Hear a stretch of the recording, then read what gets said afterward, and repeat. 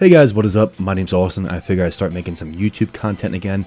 I was uploading kind of sporadically, but I figured I'd make this a little more consistent.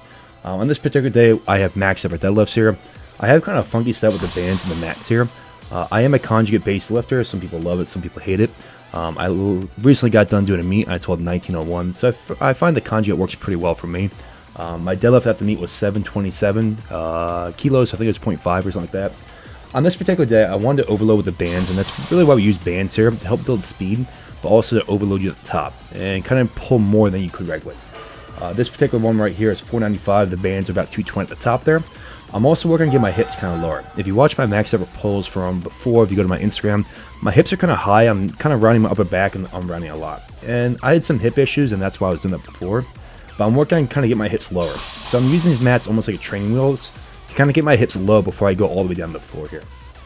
You can see it's starting to get a little sloppy here. This is 585, 6 kilos plus the bands here. Again, that's kind of to be expected with this setup from here. The bands are pulling me a little bit forward too, a little bit of a hitch there.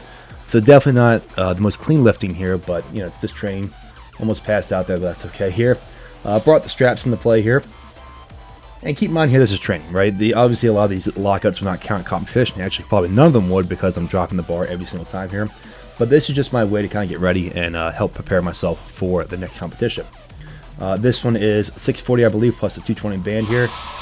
Just barely get it. And same deal, almost pass out here. Got to catch my breath before I start walking some more.